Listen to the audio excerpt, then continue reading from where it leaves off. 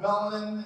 I am your host, CJ, one third of Three Black Geeks. Do a show, Three Black Geeks, and also have a side show that I do with it, Morphin With Melanin.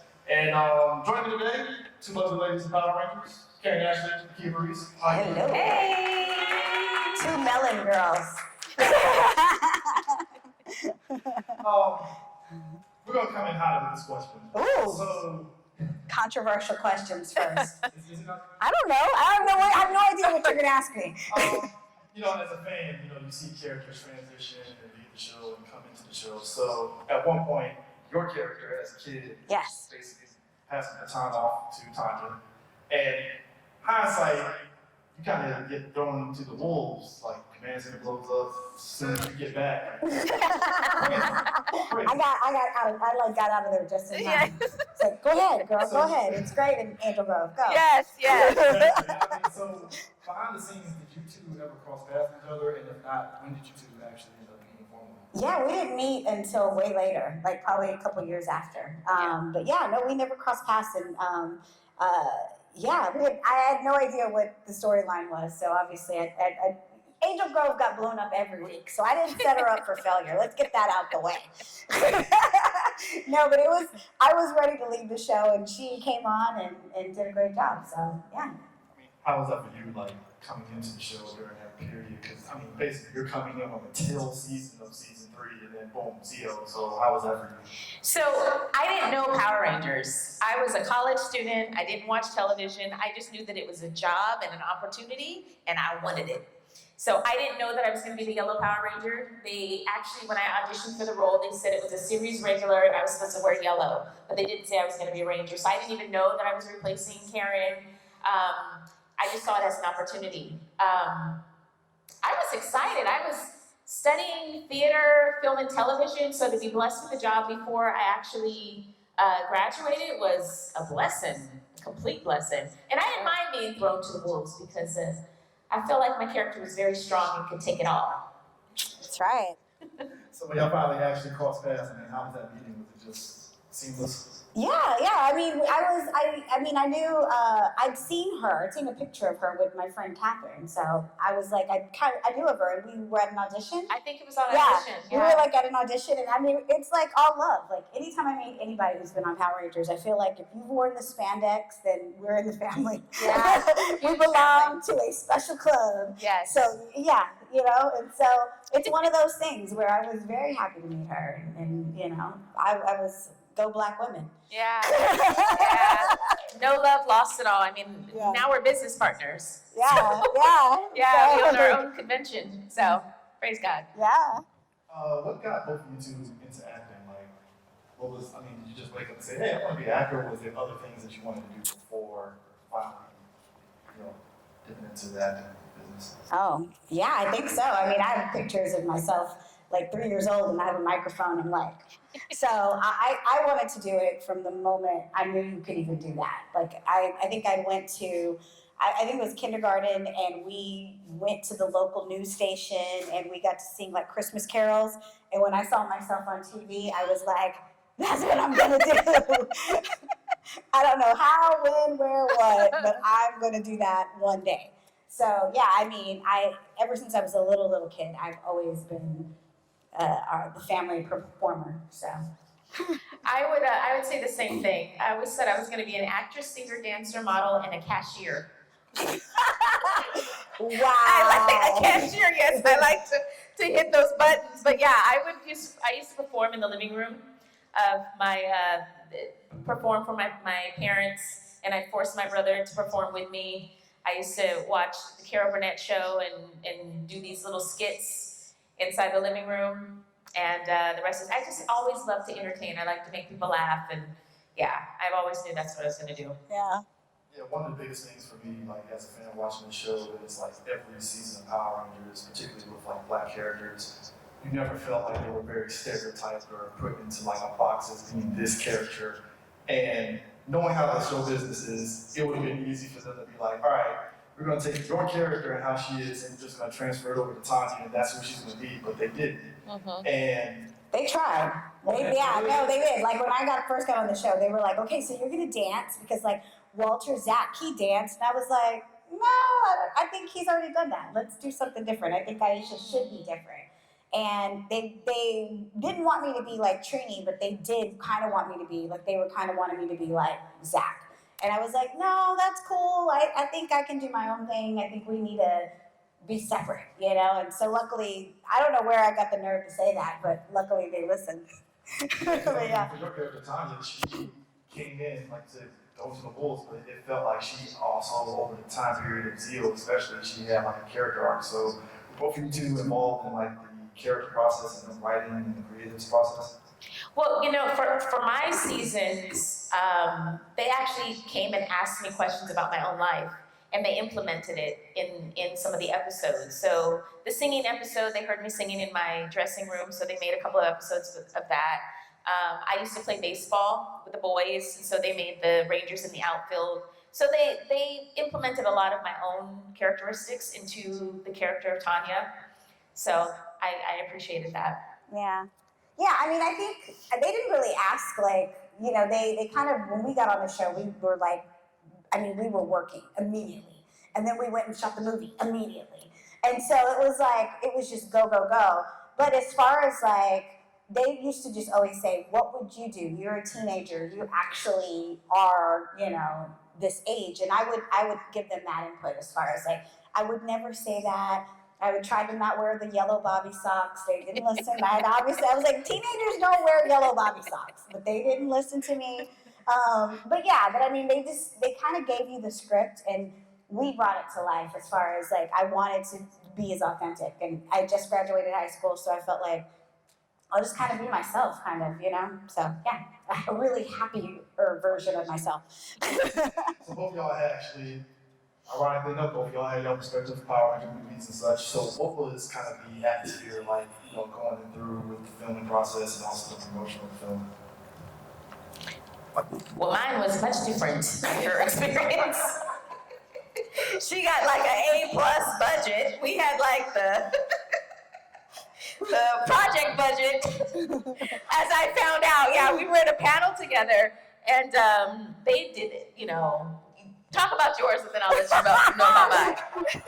Whoa! Sorry. No, when we got on the show, like, we literally signed the contract, and when we signed, they said, you're going to be doing the TV show, but in like 6 weeks, we're going to send you to Australia because we're shooting a big blockbuster movie. And 20th Century Fox came in, and they produced the movie, and yeah, it was like, I mean, they rolled out all the stops. They wanted bigger command center, more amazing costumes, and, you know, everything was bigger and better. And so we were a part of this really, like, it was like a whirlwind machine. We were supposed to go there and shoot it in 3 months, and we ended up staying there for 6 months. And we shot it in Sydney, Australia. But yeah, they brought on like Paul Freeman, who was like famous for Raiders of the Lost Ark, to be Eye of the News. And yeah, and they brought on, I mean, it was like, they just spared no expense. Like there was like, when we were fighting like the ooze monsters, that originally wasn't in the script. We were actually fighting like rats or bears. Like it was like a costume, but it was like, yeah. Well, they used it. They used those costumes because it was too cheesy for the movie. They were like, these are like rat costumes, and they don't look scary. It looks like teddy bears running around. Seriously. And so they like started brainstorming on the spot because they had to change it. And someone said, well, why wouldn't he have an army of ooze guys that look like him? And that was like brilliant. And so then they were like, and why when they kick him, they should splat up against the wall. So it kind of was interesting to see how things could just change, you know, and we would do certain things. Like I think people have seen pictures where we have like no mouthpiece. And that was kind of just like a screen test, and they wanted it to be where you saw more of us, like you saw us in the costume as opposed to just seeing a costume. But it was 1994, and obviously special effects weren't that great, so it didn't look that good on the screen test, so then they changed it up. So it was really cool. And then we went on a big, huge promotional tour, and got to do the hand and footprint. So it was, the movie actually is probably my fondest memory because that was like, big Hollywood budget and big this and then we went back to TV show, which was notoriously cheap and low budget blues. But I think that's what kind of made Power Rangers popular because it was like, you know, cheap, cheesy, you know, it's A rated G with extra cheese. But Yeah, so that was my movie experience. What was yours like? So then they were like, well, you know what? We're not going to spend that much for Turbo because we spent All a the few money. million for this one. So we had 6 weeks of stunt training. We didn't do a promotional tour. I think Kat and I got to go to Chicago. Yay. We didn't have trailers. We would be changing in the same room together. Actually, Kat and JDF, when they filmed, they took them. I was the only one that didn't go out of town, by the way. Everybody went to Hawaii for one scene. Johnny got to go to Hawaii. What? Kat and Jason got to go to Tennessee. They were changing in the car, and this is a feature. And actually, they didn't have no security. Completely different. No security. So they're changing. Totally different. They're changing in the back seat, and this guy comes to the window. He's like, "I think it's her. I think that's her." So they had no security, butt naked inside of. It was just a completely different experience. Yeah. Our director got fired after 6 weeks. I'm telling you, Saban does things in a certain way, and we, they were notoriously cheap, cheap. So the executive producer ended up becoming the director, and I have to say, David Winning, who was the original director, we had some really amazing scenes that never made it into the feature. Once they fired him, they took out we had this beautiful campfire scene. You got a chance to really, it felt like a real movie where you got to really experience the characters and understand their relationships and all of that left when he left. Yeah. Yeah, so, yeah, I think you guys had like Sorry. $5 million budget. We probably had $175,000. But I wouldn't take it back because, it was my first feature and I was so excited to be, see my fat face on the screen. It was great. It was great. I wouldn't take it back. It was an experience, so. So what's the experience filming Power Rangers in California, just in all the different locations and stuff? I've been to a couple of them. Yeah. I remember this from this show. So what was that experience like for you two, just being out there? Well, what a lot of people don't know is we didn't really go on location a lot. Like, we shot in the soundstage, and the soundstage was in Valencia, California, and it was like, one section of it was the classroom, and so you'd see all the classroom stuff. Then another section was the hallway, and then there was a juice bar and a command center. And then we'd go to the park and shoot. Every now and then, we'd go somewhere like Bronson Caves, or we'd go somewhere where they needed like a different scene, but most of it was just shot on the soundstage. But like you've seen, like the exterior of the command center, it's like I think it's a monastery. So like the actual Jewish, church. Yeah, it's like a church, a Jewish church or something like that. So it's like I've never been there. Like, I've never been on the outside of it. I've only seen it in pictures, but yeah, like there's a lot of really cool places that they would shoot the exteriors and then they would come into the soundstage. So. What about you? Same. Yeah. Same. We were notoriously shooting at Castaic Lake, Griffith Park, and Bronson Caves. A couple times we were in the desert. That was no fun. Terrible. 120 degrees in spandex. Woo! Yeah, it was awful. Our stunt guys were champions because they would put on, they were all Japanese men, no women, pretending to be women. But they would be fighting with these helmets on. There's not a lot of ventilation, and as soon as they would take their helmet off, you would just see water pour out. It was all of their sweat.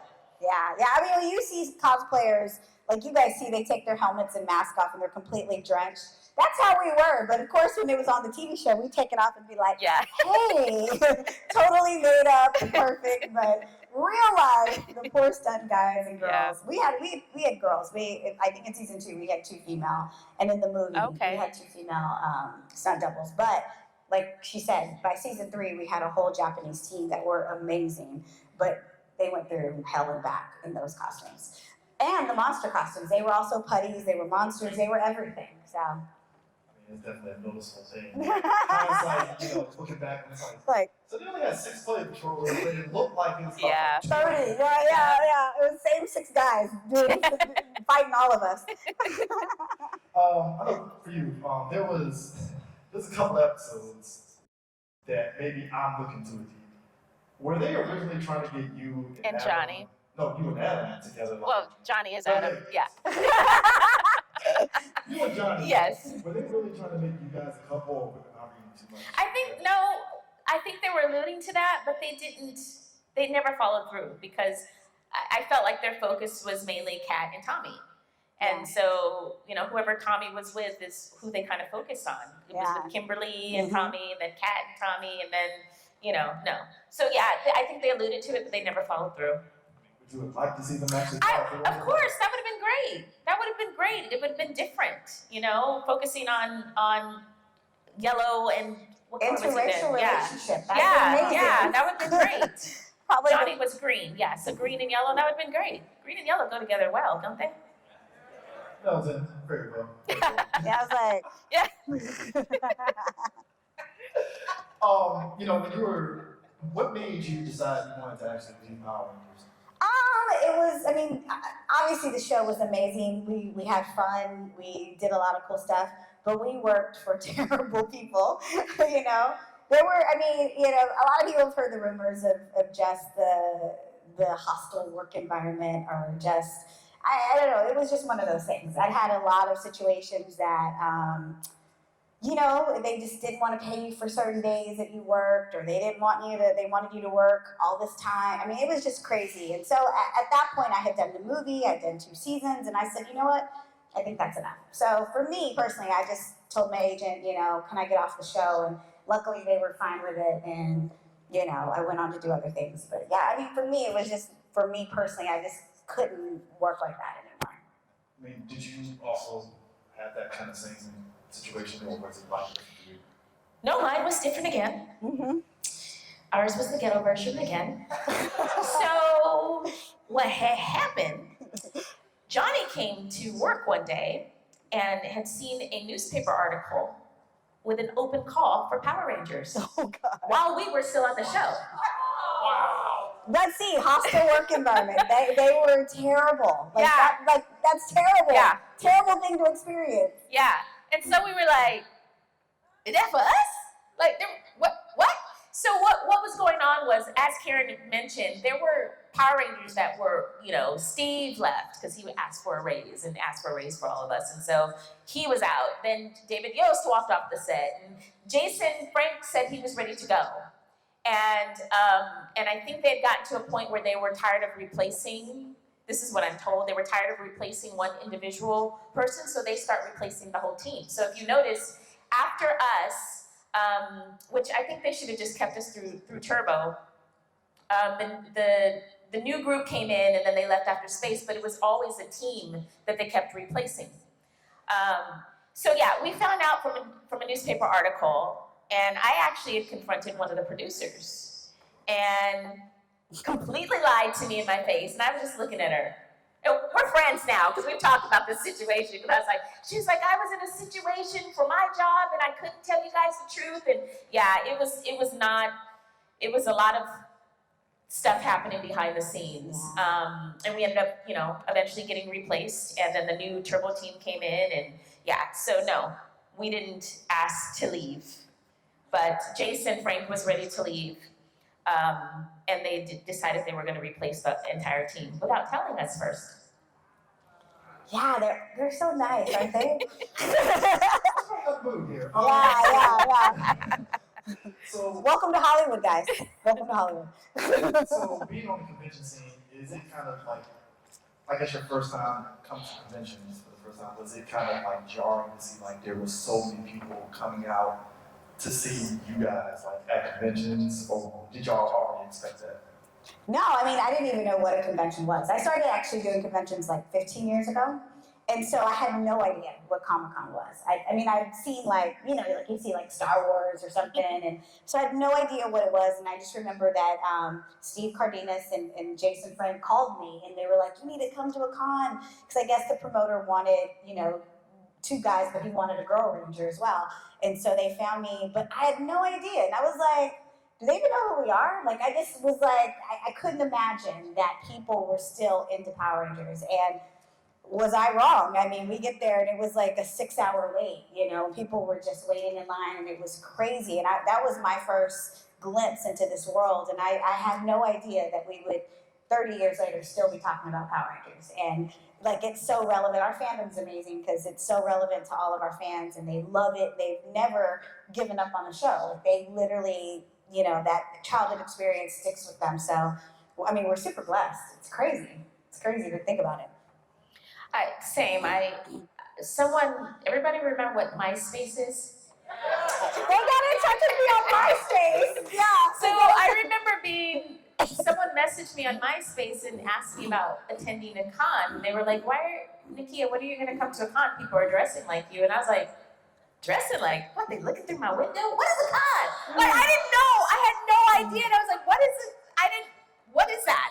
And I was like, what do you mean dressing like me? And so I'm, on MySpace. And so my first con, I remember going to it, I think it was a Friday I went, and there were people in my line, and I remember calling Kat, and I was like, Kat, they know who we are. I'm just so confused. Like, because when we were on Power Rangers, there was no social media. In order to contact us, we were getting letters in the mail. That's the only way. So I had no idea the impact that Power Rangers had on people, and I've learned that attending comic conventions. And even though we've both been blessed to work beyond Power Rangers, we've done a slew of things since Power Rangers, it always comes back to Power Rangers. Yeah. Always. And I'm very grateful. Yeah. I mean, even you doing Danger Force, like, I gotta talk. Oh. Yeah.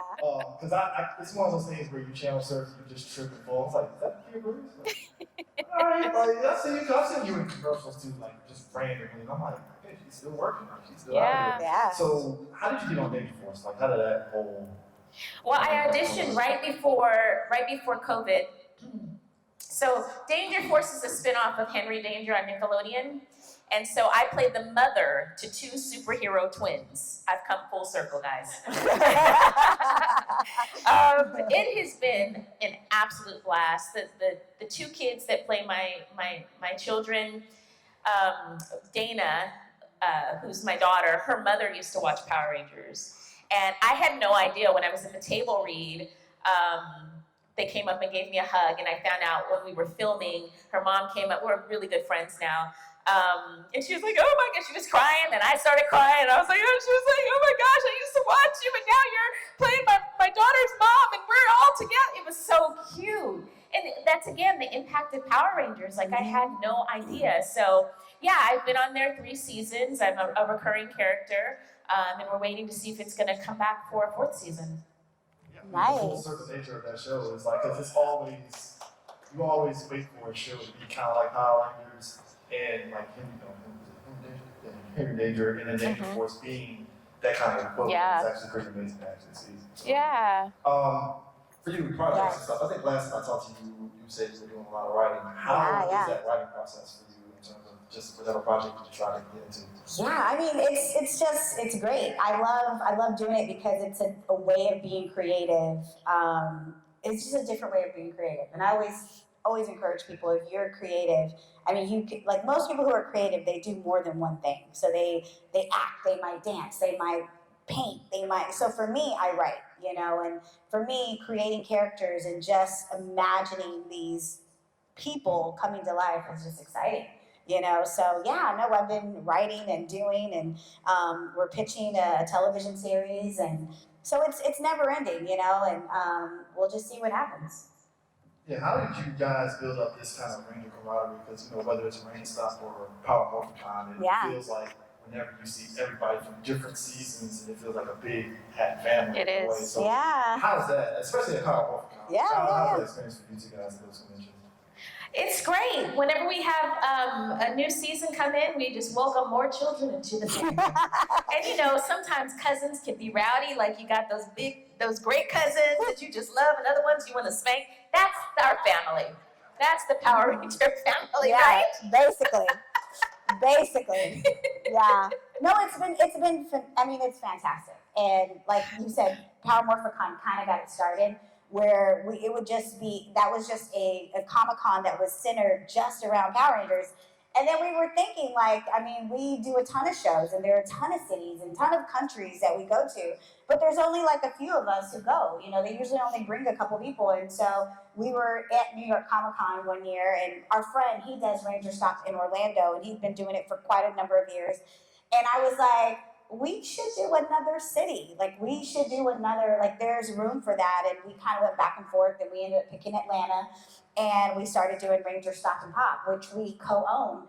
And it was just one of those things where, again, I was like, we're doing all of these cons, but we have like no skin in the game. So as businesswomen and man, we should own this. We should do it. And it's been great. Like, we've been able to, we're going on our 5th year.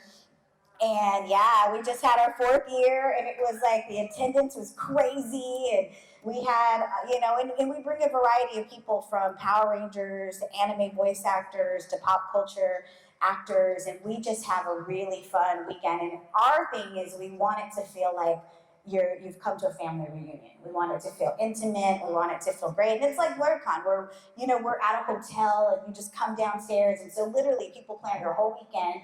They come to Atlanta, they spend it with us, and we just have a good time. And we're able to bring our cast members, and they're able to do a show in Atlanta, because most of them have never even done a show in Atlanta. So it's just amazing. So yeah, but we're planning our 2024 show as we speak. We're signing contracts very soon. So yay! So look forward to June 21st through the 23rd in Atlanta. Yes. When we talk about New location also. Stay tuned. Really? We every year we try to upgrade, and so we upgrading this year, next year. Stay tuned to the socials. We'll be posting soon. Yes, please. When we talk about Black representation in media, I always like that Power Rangers is pretty much at the forefront, because it felt very just natural. They just did it. And I think that's part of what Savon's mandate was, have that big, hey, this is people from all walks of life coming together to save the world. Yeah. So how has that been for you two guys to actually be at the forefront of Black representation, and especially for Black women, when they see you two and it's like, oh, I watched them when I was growing up, and they were out here kicking ass and taking names. All right, cool. So how's that? Because you mentioned the whole thing when you were on Danger Force, the mom seeing you. So how's that been for you two? Go ahead. We're like, go. You go. No, you go. You go. Go on. You know what? It's crazy, because back then, like, she kind of brought this up.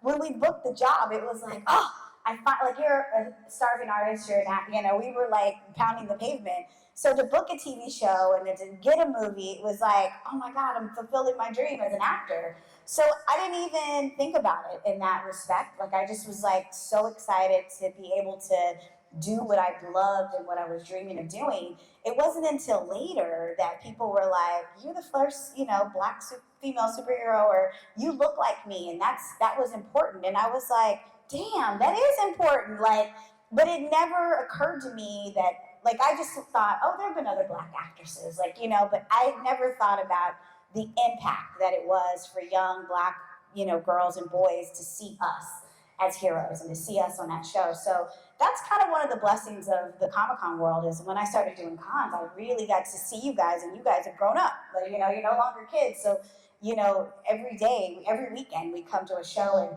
people tell us how important that was and how it changed their life. And it just blows me away, because that's just the blessing that's kind of the gift that I get, from you guys. So, I mean, it's crazy. I'm glad. I'm happy to be a part of that and to share that legacy. And I'm glad that Saban was forward-thinking enough to know that every kid needed someone that looked like them to be a superhero. Like, how important is that? Ditto. No, I really, it's ditto, and it's true. We didn't have social media back then, so we didn't really know what the impact was. It wasn't until we start doing comic conventions that we hear the stories. We hear your stories.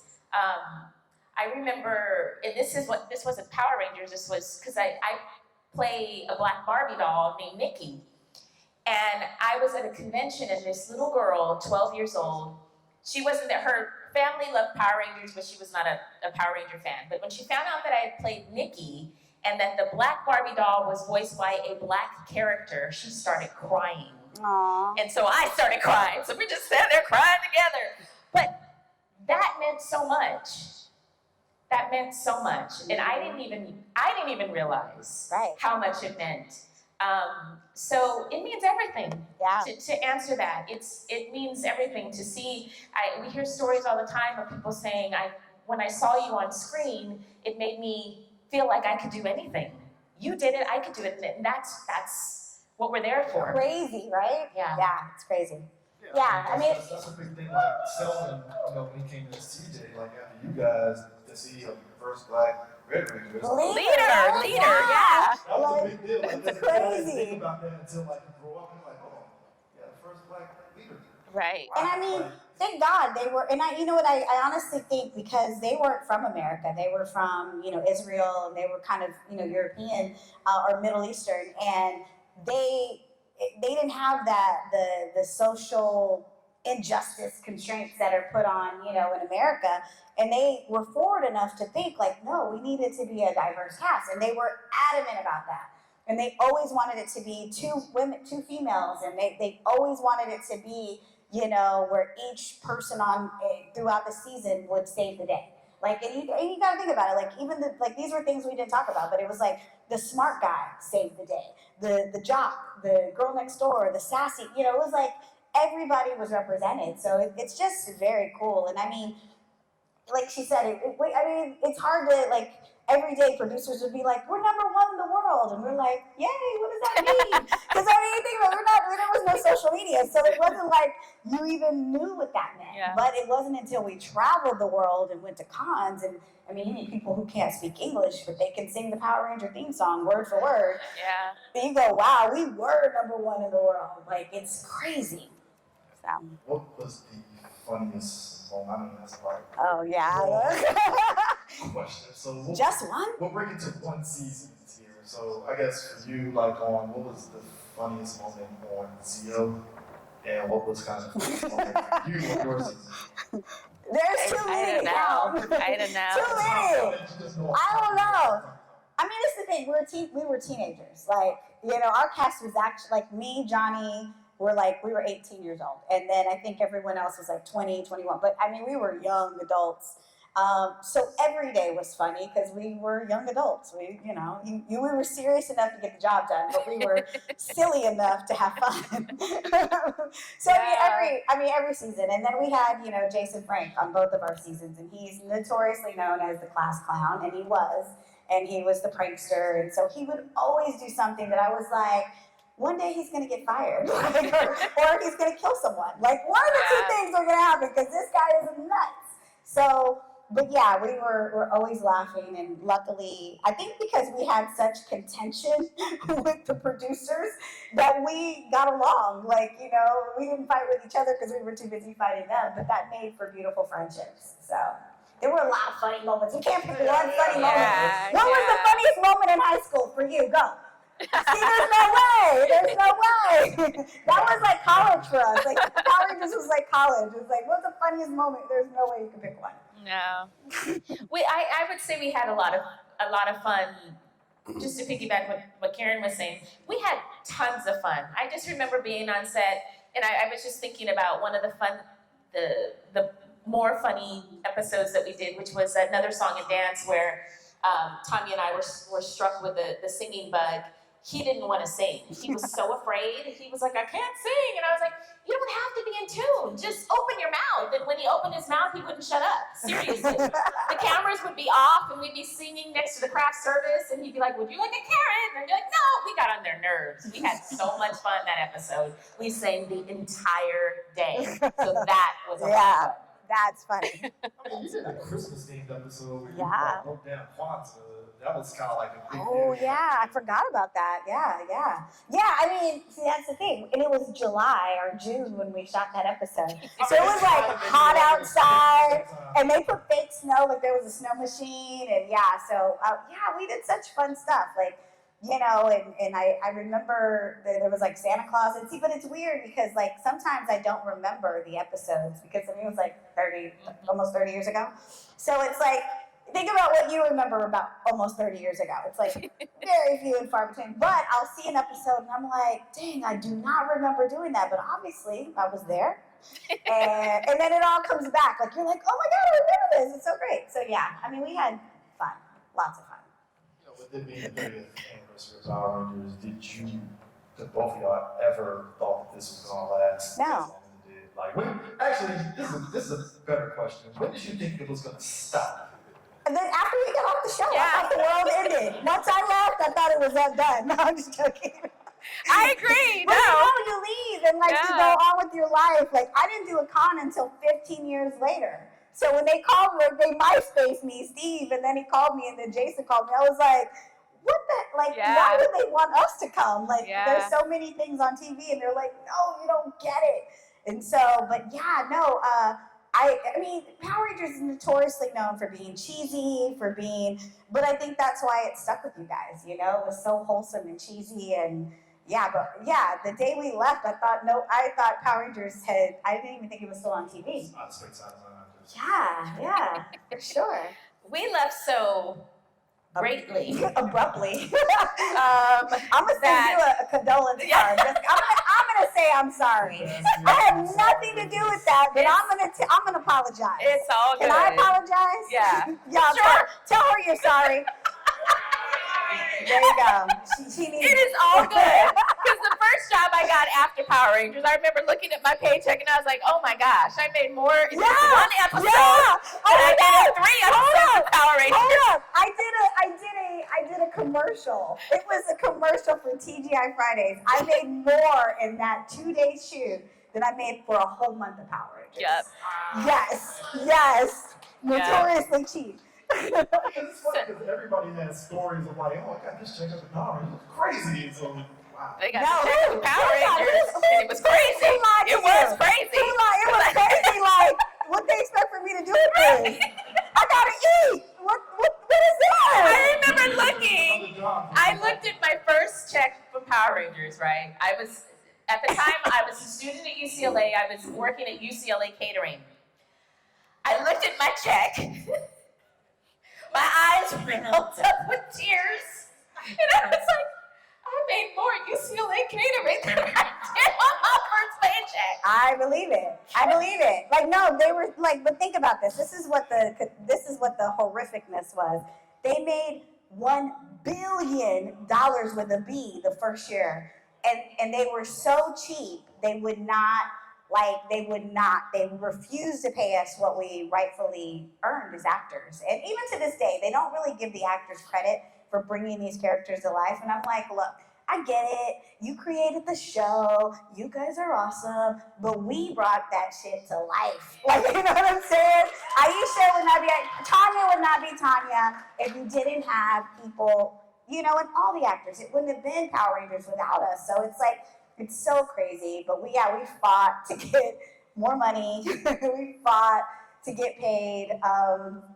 And then, you know, such is life. Which is why I appreciate comic conventions, because you guys have kept Power Rangers going. And I will say thank you to Power Rangers for not stopping us from doing that, because legally they could be like, well, you can't do Power Rangers. You can't represent Power Rangers at a comic convention. So I appreciate that. And, you know, I learned a lot being on the show. I feel like God allowed me to go through that to become the person that I am. So I can't go back and reflect on all of that. It was what it was. God has given me opportunities since then, and I'm very grateful for where I am now. But hearing your guys' stories, what Power Rangers meant to you, how much our characters meant to you is everything. Absolutely. It just makes our time on Power Rangers even that more special because of you. Yeah, I always credit you guys. I said, when I left the show, it was obviously contentious. And I just kind of like, it was in the rearview mirror. I went on to other things and was excited. But I fell back in love with Power Rangers when I met all of you, because all of you, I mean, you walk up to our table and you guys are 5 years old again. And it's like, and so now I think of it very fondly. Like, I think of all the good times. I've let go of all the other stuff. But yeah. Both of you two got toys. Yeah. Action figures. That is for you. The Zero Ranger is out on the market and you have your full faces. Yeah. It means a lot, because back in the 90s, if you They look were at our 90s terrible. toys, we look like men. Like, we were like this. We were men. They just painted our skin brown. Put a head on, darken the face a little bit, and slick back our hair. I was like, yeah, that really does not look like me. Yeah. So they've come a long way Yeah. with the action figures. Yeah. A long way. at least we have more womanly features. Yeah, right? Woo! They did us dirty in the Dirty. 90s. Dirty. I mean, did y'all ever pay attention to that period where Disney had Power Rangers? Like, No. I didn't watch the show when I didn't was watch on it either. Yeah, So we even watched it. Yeah, you were asking us about some of the episodes. I was going to tell you that we would film 3 episodes in 10 days. And in one day, we would be filming those 3 different episodes. We just got the sides. I don't remember ever getting a full script, except the movie. So we would be given sides that day, and so we'd be switching. So we never knew what episode we were filming. We just knew that they needed to film everything that was in the command centers for those 3 episodes, everything that's in Ernie's juice bar. So if we didn't go back and look at the episodes, which I rarely did, then I didn't even know what was going on. Like, I'd have to puzzle piece it all together. But when I left Power Rangers, it was not. I remember the last episode, Kat and I were crying. If you ever go back and you watch Turbo, we were crying because we just didn't know. We had become a family, so we didn't know if we were going to see our cast again. We didn't have social media. We had pagers, so we could page each other's hello. You know, turn it upside down. No special notes. So yes. So we were really, really brokenhearted. I remember sitting inside the trailer and just really sad because I didn't know what the next day was going to bring. So when I left that day, I did not watch Power Rangers again until I started Power Rangers Playback with Kat. Yeah. how's Power Rangers Playback for you? Oh, it's been fun because I've gotten a chance to actually see some of those seasons that we were not a part of, and then actually speak to other cast members from later seasons and all of that. So I've really grown to love some of those, like Time Force and some of these other seasons that I didn't get a chance to. Well, I did have a chance, I just didn't watch it, but I did have a chance to. But now I do, so yeah. Do you, I mean, both of y'all two mentioned the appreciation of the stuntmen and stuntwomen that have been on the show. Like, even when you guys did your own stunts, like, how was that? Just that whole experience, just doing it, flips, everything. It was crazy. Yeah, because I wasn't a martial artist. I was a dancer. So for me, it was a little daunting. But I mean, we had such a great team. They made sure we were safe. We normally didn't have a lot of time to learn those fights. Like, we would have 20 minutes, go over there, learn it. And so you would learn segments. But they made it so easy. Like, they would say, you just have to do kick, kick, punch, and then we're gonna move the camera, and then we're gonna do the next part. And then, so you would learn it like that. And, but yeah, it was pretty cool. I've never done anything like that.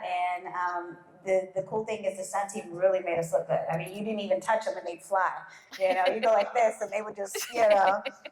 So yeah, it was pretty cool.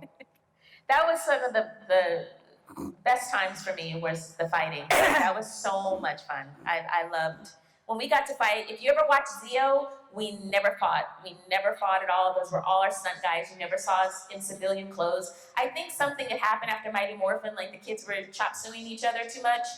And so they took it away in Zeo and then they brought it back for Turbo. So that was some of the best times. And that's crazy because that was like the most popular part. Like, kids love to see us in that civilian fight. And then the icing on the cake is when we turned into Rangers, and it just went, to another level. So, yeah, who knows? I don't even know what happened, why they did that. Yeah, I don't know. Yeah, I think it was really like time constraints. Like, they were just trying to, because we would be working right here, and the stunt team would be working right there, and everybody would be racing to the finish line. So, I don't know. That's crazy. I'm glad they brought it back, though. I heard they fight now, the current cast fight. Do you guys remember the public service announcements we used to do? Yeah. It was because you guys were beating up each other at home. Right! We got letters from the network going, you guys, it's too violent, it's too violent. We were like, we're not even touching each other. But we had to go, little kids, don't fight each other. Yes. We only fight aliens. We don't fight each other because y'all are kicking each other in the head. Kids was going to the hospital. It was not our fault. I was like, little Susie would have kicked her brother in the head anyway. That's just what we do. Eventually, you got to kick your brother in the head because he's messing with you. But it was all our fault. Sorry, guys. That's funny. Both of you were on Hang on Mr. Cooper. Yeah. No, I wasn't. Were you on it? I wasn't. No. No. I did one-on-one and One-on-one, I was on Smart that. Guy. Yeah, okay. Yeah, that's what I was thinking. Okay. Yeah. Apologies. No worries. No, but just Black both of you, sitcoms. Black Yes. sitcom circuit. Yes. It was like the chicken Moesha. circuit. Yeah, Yes. Black sitcom circuit. Keenan and Kel. They had us all on the CW then too. No, Yes, WB. It was the WB. Yes. I appreciate WB and UPN. They paid us some money. Yeah. I mean, how was it being on both? I mean, both of those shows, respectively. I mean, black shows was obviously Amazing. How was the experience even for the episode you were on and for the wasn't it like a 2-episode arc you had? Hang on, Mr. Cooper, I think was one, but I was on Steve Harvey. I would have like a recurring role on that. So, but no, it was great. I mean, these are like comedic greats. Like I felt like I was in class because I mean, these people were so funny, just naturally funny. And a lot of times they would do a take, and then the next time they did a take, it would be different, but it would still be the same, but it would be totally different way of doing it. So I loved it. I loved working the what is it? What did I just call it? The Black sitcoms. the black comedy sitcom chitlin circuit. I loved it. It was amazing. No, but it was like all these people were my heroes too. Like I really looked up to Holly Robinson Pete. Like I'd watched her since I was a kid, and she was on 21 Jump Street. And I mean, it was just like so cool to be around, to be in that realm, and it's amazing. Yeah, I had a lot of fun. Moesha, I was only supposed to do one episode, but they liked my character, so they kept bringing me back. And I got to meet some really great. DMX was in one of the episodes. DMX and Aaliyah, when we were filming, we were downtown filming. What was the episode? I don't remember what the episode was called, but he was in concert. So getting a chance to meet them and hanging out with Brandy and everybody. After being there several times, I got to get to know them as people, which was really, really great. Great time. There's not really anything like that anymore, is there? Because WB's gone, UPN is gone. I mean, it's like Tyler Perry. It's like the history of television, though.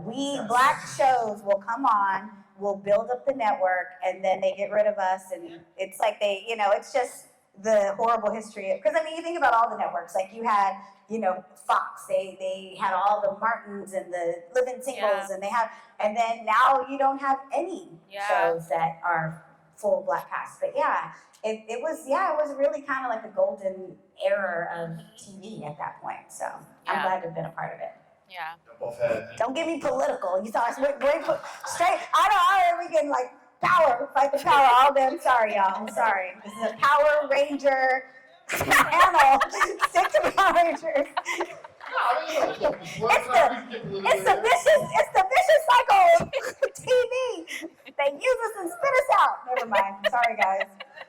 Have either one of y'all had a moment of actually having like another celebrity like just mark out seeing both of you? Yeah. Yeah. You'll be surprised.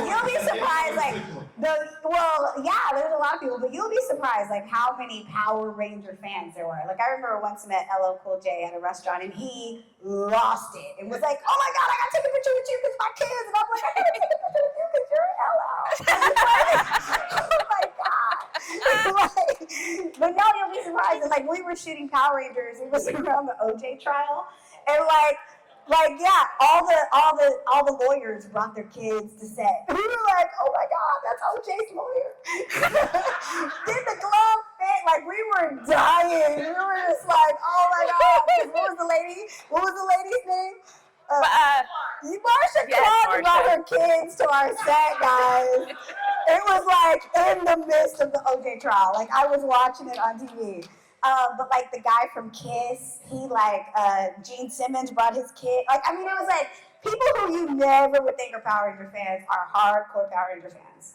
So. It's amazing. You'll see that at comic convention because you'll be in the green room with these A-list celebrities, and they're like, "I watched you. Or my kids watched you." And I'm like, "Really? I watched you? Give me." Yeah, it's very humbling. It's very humbling. That was our reaction. We were in London, right? And we were like so excited because I think it was our first time doing a Comic-Con in London. And Daniel Radcliffe was there at the show. Yeah. And we were like, oh, we gotta meet Daniel. And they were like, okay, we've set it up. You guys need to take a picture. We walked up, and right when he saw us and we saw him, he was like, oh my God, I grew up with you guys. And we were like, oh my God, I grew up with you. Like we all turned to like even the guys were like, oh, and I was like, what kind of voice is that? They were fangirling over Daniel Radcliffe. I have it on video somewhere. But yeah, we were like, I mean, Harry Potter, come on.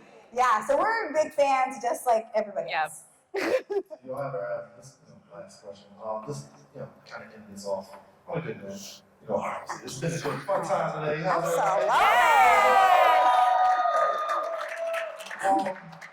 everybody? Is it surreal seeing like different generations, like the adults that now they got kids and their kid might have a kid on the way? Like, is that jarring? Because even for me, seeing that, it's like, I was like, wow. Like, so is that jarring for either you seeing that just multiple generations? That just I think it's amazing. Yeah. No, it reminds me how old I am, but I don't mind.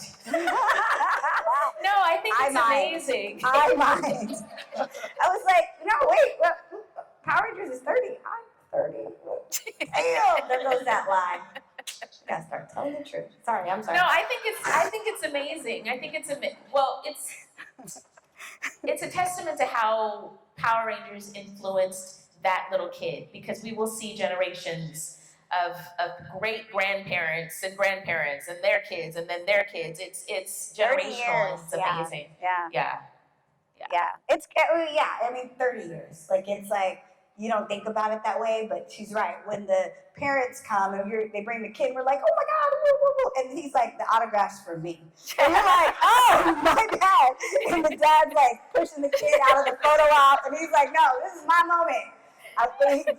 F them kids. This is my moment. We're like, yes, it's your moment. So yeah, but that's where it's crazy because y'all are older now and y'all, so no, it's great. 30 years. Yay, Power Rangers! Well, I appreciate you ladies actually taking the time to let me be able to pick your brain, get some questions on out of here. So I loved it. it. Do I have any final thoughts? Anything to tell the fans? Thank you guys. This is my first time at Blerdcon. I was so excited to come. I'm in awe. And it hasn't really begun. This is like the calm before the storm. I'm excited to see. I told her, I said, she ain't ready. But thank you guys for coming to our panel. We're gonna be set up out there all weekend, so come on by, say hello, give us some love. Thank you. And if you are ever in the Atlanta area, June 21st through the 23rd, we will be in Atlanta, Ranger Stop and Pop. Follow us. We both have podcasts. Her podcast is Power Rangers Playback. My podcast is the BOP, the Blurred official podcast, which is co-hosted by Christy Renee and Hilton George, who owns Blerdcon. So, guys, we've got flyers. You can come get one, but thank you. Yes. Come out, guys. See you later. Thank you.